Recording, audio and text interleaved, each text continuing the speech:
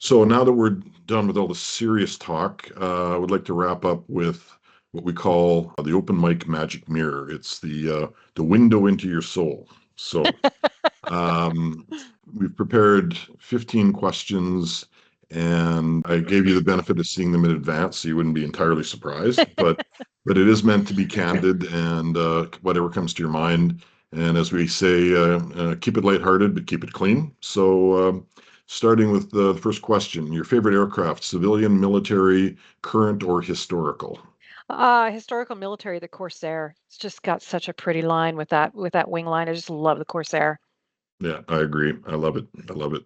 My old days in Nanaimo, you got to see lots of DC-3s, super DC-3s, and the Catalinas as well. But yeah, they have a certain elegance to them that you don't see. A lot of these airplanes today, you can't tell the difference, right? Yeah, They're exactly. I yeah, probably it's kind should of have like actually said, as I look out my window, I should have said over at the BC Aviation Museum, we have the Mars aircraft, which is a pretty cool plane. It's a firefighting plane, just a monstrous aircraft, but I still love the Corsair. they called it the aluminum overcast. And when I remember it flying over us in Nanaimo one day on a run through one of the marshes near my home, and literally it was like an eclipse when it flew over. The thing was Yeah, massive. So, yeah. but yeah, that's quite a piece of history, and great that you guys have one of three left. One of Is three. Well, yeah, and actually two. The other one now is in the Pima Aerospace Museum down in Arizona. They actually they borrowed our engines in order to be able to fly it down there. So those are the last two on display. I yeah, think the other one is in fantastic, parts. Yeah, yeah. fantastic. Okay, some simpler questions. Preferences: apples or oranges? Apples, Coffee or tea? coffee, Flat or sparkling? flat. And I don't need to ask this question, but I know that the others will want to know. Preference, cats or dogs? Dogs, but don't tell my cats. What? Really? Oh man, I missed that Ye one. yeah, so I've got 2 stray cats now that we adopted in Jamaica, and they're very well traveled. They've been all over the places we've moved jobs, but I've always been a dog person, we just haven't told them. Yeah, yeah, you and I share those stories as well, and you know the famous story of our dog Mhm. Bella that we got in Jamaica. But 17 years in 6 countries, that dog was more traveled than most people. So Yeah. absolutely, absolutely.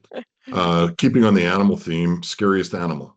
Oh, gators. Living in Florida, are you kidding? They warn you when you move there, any body of water will have a gator in it. So it's definitely Okay. gators because they just kinda lie in wait, you know? Yeah, yeah, you never know where they're lurking, that's for sure. Favorite classic car? Oh, Mustang Cobra. Yeah, Nice. Yeah, I yeah, love that. I love that. definitely. You know, when the most prominent thing is a roll bar, it's made for speed, right? For sure. Okay, famous person, living or dead, that you'd like to have dinner with. Margaret Thatcher. That would be an interesting one. Yeah. Well, Yeah, she just did so much with unions and with airports and a strong female leader. I mean, they call her the Iron Lady for a reason. I just, she was leading the way in female leadership before most of us, well, were born, much less thinking about it. So, when you talked earlier about putting your foot in the door and then putting your shoulder into it, well, I think she took it off the hinges, right? So well said. exactly. No, that's great. Greatest fear. Forgetting. Yeah, I have that fear and I live it every day. So Yeah, exactly. No, you go into a meeting and you think about all the things that come out of it, and then 2 weeks later, somebody will say to you, "Well, remember we talked about this at the meeting," and I have no memory of it whatsoever. So yeah, it's forgetting. It's forgetting, or forgetting important things, forgetting history, forgetting people, just forgetting. absolutely. My biggest fear, honestly, and I see like every once in a while you see the an ad or a promo for the deadliest catch. Put me on the open seas in a boat with 15-foot swells. Forget it. I'm out. Right. Yeah, Put yeah, me on a BC ferry and I'll be all right. So I'm with you. favorite dessert. Oh, it's got to be crepes con cajeta. So that is Mexican. It's crepes, and Okay. cajeta is like a caramel sauce that comes from goat milk. It's a specialty down in Mexico. Earliest memory. I would have to say it's actually ironic because of where my life ended up being. I was very, very sick as a child. I was like 3 and I had a really bad kidney infection, and my parents had booked a villa in Cuernavaca, Mexico for Christmas, and I was like 3 and a half, and miraculously I recovered for this trip. And I remember I was so excited about the trip. I packed a bikini in like every bag I could find in the house and then showed up with no bikinis. And I just loved it. We lived with a Mexican family there who just kind of took us in. And I remember the smells and the tastes of that trip.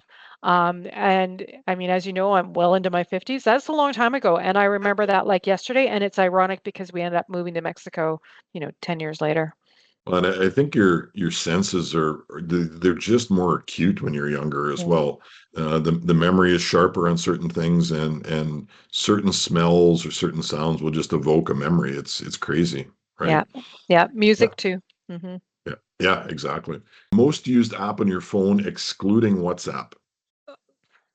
Somewhere between mail and Facebook. Facebook is I need to kill some time and give my brain a rest, so it's Facebook and I'll scroll. That can be a rabbit hole. But honestly, it's probably mail. Outlook. That's sad. I might have to exclude that one as well because that's kind of a given for us all, right? So, favorite movie of all time. Contact.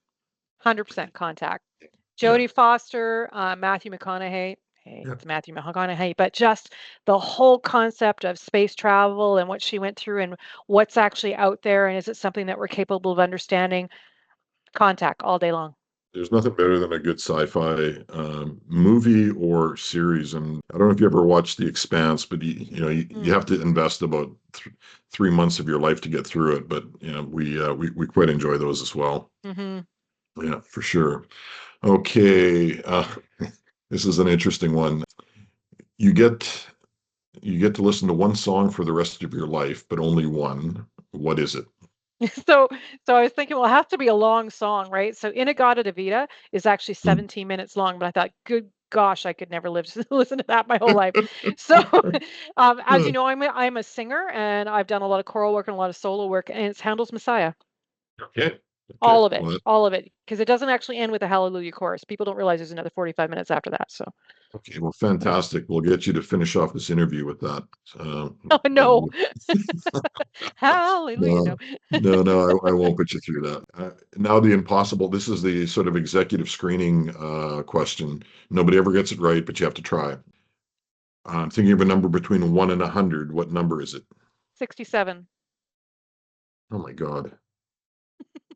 This isn't supposed to happen. But you know why it is? I know why it is because You we do. share that number. Exactly. Oh man, I there's a certain talk show host that does this something similar, and in 50 episodes, I've never seen the guest get it, but you got it. Well done. Okay, well, you broke the egg early. Well done. Okay, favorite place you've ever visited, and Malta. then your bucket list, the destination you must go to.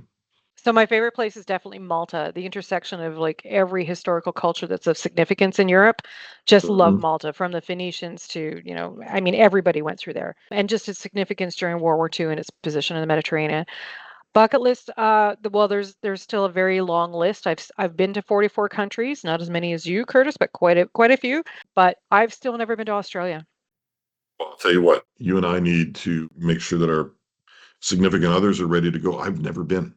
You Right? haven't. I've never been. I've been to Brunei, I've been to Singapore, but I haven't made it down there.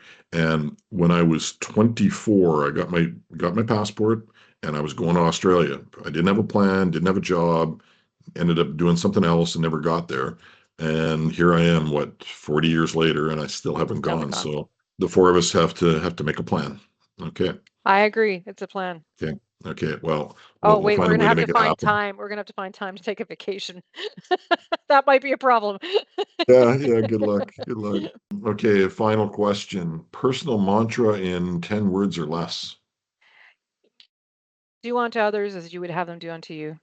Honestly, it's really the golden rule. I really live by that. I try to always be kind to people and hope that I get kindness back. I try to give to people and hope I get people giving back. I just think that's so important, you know. That's maybe something that served us well. I was going to say we learned it, but I don't think we learned it. You either have it or you don't. But when you lean on that principle, when you're living and working in another country and you realize that you're coming in and turning things upside down and inside out, but those people are living there for the rest of their lives.